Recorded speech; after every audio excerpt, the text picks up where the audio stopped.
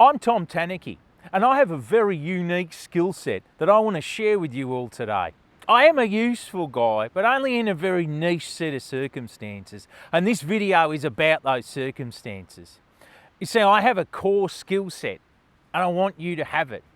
I want you to know about the dark art of dealing with alt-right pests at rallies. But I admit that we're all in very changed circumstances these days, and it makes my niche skill set a little bit hard to apply. For one, we've had the pandemic, so a lot of us have been unable to go out and do boots on ground activism stuff in the way that we might like to. For another, I have moved to Brisbane. That's right, I'm a fucking Queenslander. I'm a bronzed Aussie. I'm not like you bloody Melbourne lefty wankers anymore. I'm a Queenslander. That being said, there are two wolves inside of you. One of the wolves is a fucking Queenslander, cracking a fucking mango. But the other wolf is a Melbourne lefty wanker. And I'll always be a lefty Melbourne wanker at heart. And I want to pass on my lefty Melbourne wanker skills in dealing with alt-right pests to the lot of you cunts. Anyway, fuck this swill. So, I'm not saying that what we're talking about here is going to win you any fucking Nobel Peace Prizes. You're not going to become Young Australian of the Year from doing this shit. In fact, you'll go out, you'll have a very stressful series of rallies, no one will thank you, you'll probably piss people off, you'll go home and alt-right and Nazi types will say that you're just as bad as Adolf Hitler, and lefties will call you a fame whore and an attention seeker variously. But if being stalked and hated by many people is generally sounds to you like your cup of tea, then all this shit's really worth it. You can save people from being doxxed and harassed, and importantly, you can stop the kind of parasites who make it their career to interfere in these rallies, to make money for themselves at the expense of protest movements. You can make life very hard for them, and that's very worth it. These dark arts that we developed in Melbourne over the years are fading. And partly it's because of the pandemic and such, but also most lefties have this innate sense that they're already the perfect activist, and all that they have to do is teach everyone else about how perfect they are. Well, yous fucking aren't, mate. Half of yous are cringe as fuck and a massive walking target. So fuck up and listen for once in your life to me, because I have a very niche skill set, but this is it. So let's get into some of the tactics in terms of how to deal with pests at rallies. Meet Robert Parasite. Robert works for Parasite Media, an international far-right media company funded by Christian fundamentalists and billionaire US Republican Party donors. Robert is just one of thousands of international talking heads to bring themselves to the attention of the elite. He's a flexible, hard-working, persistent narcissist. And with his capacity to release regular videos undermining left protest movements and shill capably for partisan far-right talking points, he earned himself a salary, so now he can say whatever he is told to say for money. Robert takes security out to leftist rallies and films himself talking to attendees. He asks them lowest common denominator, bottom-feeding bullshit. The kind of stuff you'd read the boomers of estranged grandchildren frothing about in the Channel 7 Facebook comments. Then he meticulously edits their responses to make himself look good, cutting out anything that doesn't. And then he uploads the footage. Now there's lots of losers in Australia, and this is the kind of content they want to see, so he does great off of this. It earns him millions of views, and he doesn't even really have to mean anything he says. Lucky for Robert, because he doesn't mean anything he says. He's just doing it for money. Now, Robert's gone to a rally for refugee rights. He's taken his security and he's entered the rally. You're there. People are talking to him. What do you do? Now, yarding stands for yelling at racist dogs. Yarding is definitely about yelling entertaining streams of invective and abuse at racists at rallies. Don't avoid me! This is divine justice! This is not just yelling, this is the wrath of your Judeo-Christian God! It was about subverting expectations of what people thought the left was supposed to be saying or doing at rallies, and ruining the footage of alt-right grifters and pests by saying stuff that didn't make sense in the course of those videos. Yarding has worked. We've managed to get Pauline Hanson and Fraser Anning to cancel events over the years. We managed to target and make a target out of very high-profile racist dogs, and we ruined countless amounts of footage from major grifters and pests. Yarding is an interruption. And the important thing is that it's meant to be an interruption that isn't what the camera-wielding pest expects. So yarding is meant to be about being weird and unconventional and strange. And this all ties into the golden rule, the most important rule of all of this video that I want you to hold in mind more than any other when you're dealing with these kinds of pests. And it is this: you aren't countering the pest, you are countering the pest's camera. Every tactic that we're going to talk about here is about ruining the footage. And if we can get away from the idea that what we're trying to do is owning racists for hot viral footage, and more towards the idea that what we're doing is eliminating their footage cut by cut, then we can start to approach dealing with these pests in the right way. Thing is with pests like Robert Parasite is that they're actually looking for footage of hysterical leftists.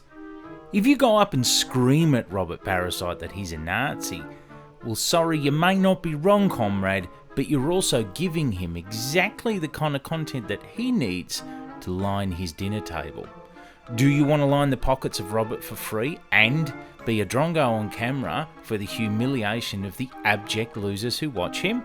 No, of course you don't. You don't want that for your comrades either. So, my advice is don't be mad. Be weird. Fuck off back to America with your Trump shit!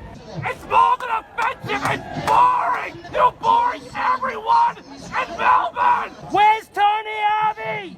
I can't see you! Where you at? Stand on a milk crate! You need a ladder, Harvey! Stand on two milk crates! You're too short, mate! Stop hiding behind that chocolate wrapper! So a bit of context here, this is very, very early days of yarding. This is late 2017 and the first time we ever yarded Avi Yemeni. Sweet memories. This is Avi Yemeni trying to get a bunch of cookers to crash a Palestinian rights demo with a bunch of people with confusing Trump, Australia, Israel flags and the like. So we all went there and we started yelling, and this is an experimental early era yard phase. Now, one of our early era legendary yardies started bellowing at them about the music they were playing, and it's really fucking weird. Have a listen. Where's the drop? Play some Skrillex, mate! Not loud enough! Louder! Pump up the volume! Play some Ace of Base! Play Aqua! I want some Aqua! Barbie Girl, play Barbie Girl! Are you seeing Star Wars tonight? Are you seeing Star Wars tonight? Are you seeing Star Wars tonight? I've got 2 free tickets to The Last Jedi! I don't want to see it though! You can have them! Why are you talking about Star Wars, mate? You're here to talk about Jerusalem! Why are you talking about Star Wars? Why are you talking about Star Wars, mate? That's really off message! You should be on message! You should be on message! Star Wars! You might think to yourself, oh, that wouldn't have any effect. What does that do? Well, put it this way. Avi Yemeni did not live stream again for another 4 years after that. What does that tell you? So the thing is, if you're successfully mugging a goose out of Robert doing this, you might be diffusing tension at the rally, and that decreases the likelihood that your frustrated comrade, however understandably, punches him in the face on camera. Footage that Robert will immediately hand to the police, dragging your comrade through the justice system for a year for no fucking reason at all, and leading him to a breakdown for what? nothing. So we're not going to answer Robert's question about would we let refugees live with us at our house. No, we're going to ask him about his house. And are you in the market? And do you watch Grand Designs? And did you see last night's episode of Grand Designs? Hey, Robert, did you see that house with the bathroom on the second floor? You know, the one in Norwich? The one with the walk-in wardrobe that had the leak from the mould in the... etc., etc. Now, this is where the golden rule really comes into play. This is possibly the most exploitable thing that you can do to a pest at a rally. And it's where you can really manipulate the dynamic between them and their cameraman, because it's very distracting if someone walks in between you and... We'll do that again. Remember, the parasite's footage is everything. He's not there to film himself. He can do that anywhere. He's at your rally to film and upload humiliating footage of you and everything silly that you do and get millions of views from it. Without that footage, he has nothing. So it follows that your main job is to reduce, second by second if need be, every second of available footage and audio that he has. With that in mind, let's look at some tactics as to how to do that. Now, I wanted to just cover this umbrella thing. They do it a lot in the US. I don't tend to take too many cues genuinely from US Antifa. No offence. It's just a little bit, how do I say this, earnest at times. But I have to say, for my mind, this can work. I mean, obviously it provides a physical barrier that's not like a big weapon, you know, but it's still a little too confrontational. The biggest risk you're open to with this manoeuvre is still getting arrested for assault. And the reason for that, in spite of the fact that you didn't go out to assault anyone and you've just got an umbrella, people like Robert are careerist liars and they cooperate with the cops to pretend that you've hurt them. They can run into your umbrella and film that. I've seen this kind of thing happen before. It's in your interest to keep these kinds of strategies as low level and harmless as possible. Ask yourself if umbrellas help you to do that, okay? If you have minimal numbers, simply step in, and particularly if you rehearse this in advance so you know that you're doing it right and non-confrontationally, there's a great little weird dance you can play with the cameraman, wherein you stand between them with your arms raised, making weird apologetic or inoffensive sounds, just to keep it low level.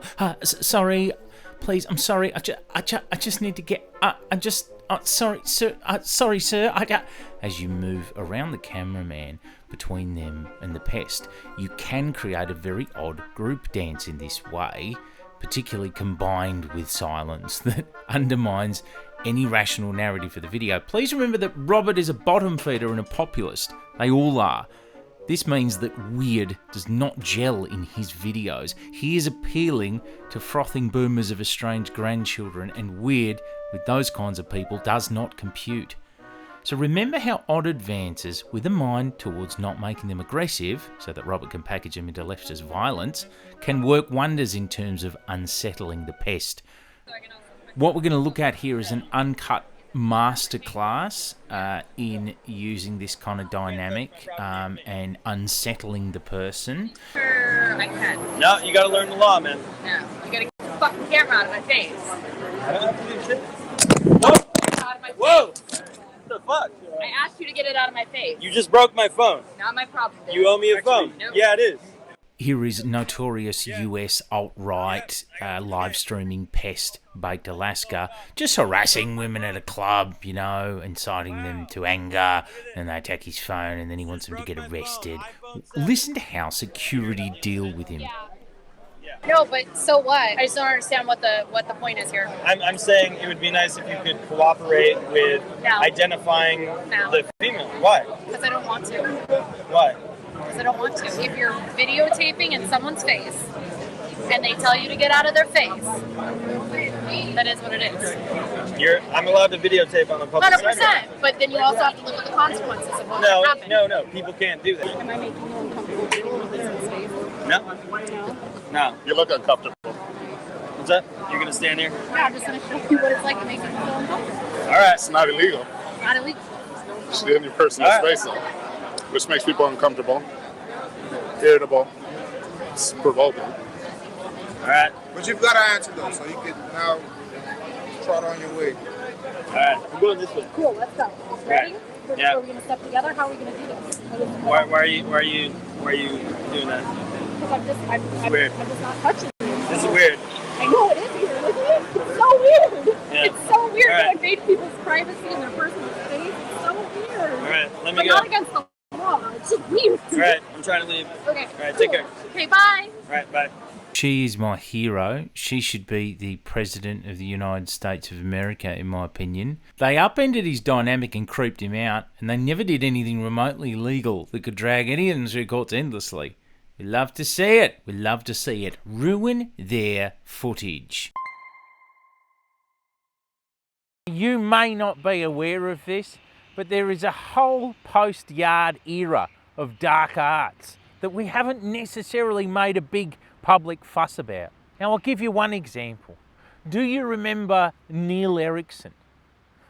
Once upon a time, he used to be the most persistent, aggressive and confrontational far-right pest at left rallies. And there was an era in 2017, 2018 where he was constantly trolling refugee and anti-racist rallies in a much more confrontational way than anyone else in Australia, like Avi Yemeni or what have you. Well, that is until one day when he stopped all of a sudden. Here's some footage that no one's ever really seen publicly before of the last time that Neil ever tried to do that at a left rally. Are you a bit shook now? You seem a bit shook by all this. Let's move over here, boys. Have a good one. No, we're talking about... Basically, we said things to Neil that he didn't want included in his own footage. So he didn't know how to upload footage of it. Now, you've seen this strategy likely put to good use with Avi Yemeni before, or rather, you've seen scraps of uploaded footage from other people at rallies where we've applied this strategy to him. And in truth, we've dealt with a whole array of other smaller name grifters with this same strategy too. It really works. And the thing is about these alt-right pests is that they all have skeletons in their closet. That's why they're doing the job that they do, actually, because they have skeletons in their closet. And they need to find a circle of people that forgive them for those skeletons. Yes, you guessed it. Robert Parasite also has skeletons. His skeletons in his closet number many. This is hard to say, but specifically in the case of Robert Parasite, he's been convicted over 15 times for this addiction he has to going into playgrounds and challenging 5-year-old boys to fistfights. Now, he's an adult, so he always wins, but then he goes through the justice system. It makes him feel tough, and apparently what he said during one sentencing was that it makes him feel alive. Obviously that history doesn't gel so well with his new career as a political activist. So the obvious aim of the game here is to go up and have a little chat to Robert about how he challenges little boys to fist fights. What's up with them little playground fights, bro? You know, does that still make you feel alive? Do you want to fight me, mate, or am I too, I don't know, adult-sized for you, bro? I want to get something clear here at the risk of repeating myself. The game here is not to get cool footage of owning the racist.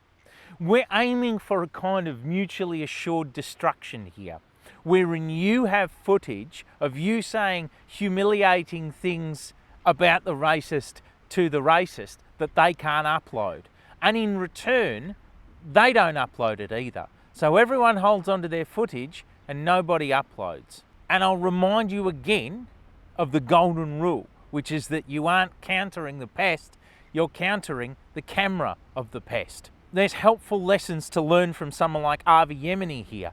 Avi Yemeni has too much of a profit motive and is too under the spell of his own narcissism to avoid uploading these videos altogether. But what he does do is obsessively clip around the videos. He then exposes himself, he leaves himself wide open to when you then upload a gotcha video saying, well look, here's the full video of what Avi Yemeni left out. That always makes him really angry.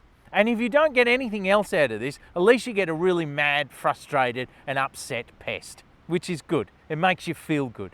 Finally, you have to remember that making this commitment entails not just owning him once. No.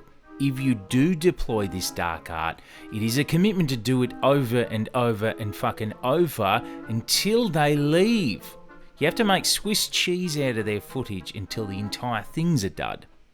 Finally, before we move on, I'd be remiss if I didn't mention this old trick, the idea of playing copyrighted music from major labels so that a live streamer, for example, gets their channel struck down. This often happens either with live streamers or with people who've got like a monetized channel but play certain major label music. So yeah, you could do this in theory. I don't tend to place too much stock in it, only because I don't happen to be walking around with a mad speaker on me all the time. What I do have on me all the time is myself and my comrades at rallies and my mouth, so that's a lot more usable. But nevertheless, it is a potential strategy you could whip out. Take the example of the Invasion Day 2020 rally. So we were there, about 10 of us, in a little anti-pest cell, if you will, walking around looking for pests. Specifically, I suppose, Avi Yemeni, who we knew would be there on the day. And because we had a series of spotters and such dotted all around this massive rally of 50,000 or more people, we eventually were told where he was, and we went up to where he was. And here's the thing, within 2 minutes of us finding out where Avi Yemeni was, he was being escorted away into a divvy van by police, and he was taken off down the road and didn't get to come back. How on earth did we do it? Well, it's as simple as this, really. Coppers come along and they appoint themselves as Crown Control on a day for protest. We didn't ask for them to come, but there they are. They know people specifically like Avi Yemeni to be pests and to provoke rallies that they're there to undermine. So if they can see that Avi is causing a commotion, then they drag him away to help keep the peace. Righto, see ya, Avi. Note that also numbers are excellent in this regard. You can do almost any of these things better with more numbers, particularly well coordinated ones. But when you have heaps of people, you can simply swarm and isolate. Nobody has to get hurt. You could just use ample coordinated numbers to box off Robert Parasite and kettle him behind a human barrier, really. Here's activist group Waka, shout out to Waka, doing it to Avi Yemeni at another Invasion Day event. Just get around him, standing around him. He don't have no one to chat to. See how unhappy he looks there? Can't get anyone to talk to. What a shame for him. Finally, here is another golden rule, and it applies to you if you begin this or any of the other strategies outlined above. Pay attention. You are the escort. Your job, should you choose to accept it, is in any and all of these instances or strategies to be the escort for the pest until they boot off. Robert wants to debate a lefty. Tell him to go and fucking message Vosh and do it online. This is not the place for that. And hey, it's also not Robert's intention anyway. Robert's there to throw you all under the bus in a heavily curated video later, so it stands that you need to stop other people from speaking to him. There's always going to be someone screaming at Robert, or someone trying to educate him or walk into his dumb little traps. Don't let him.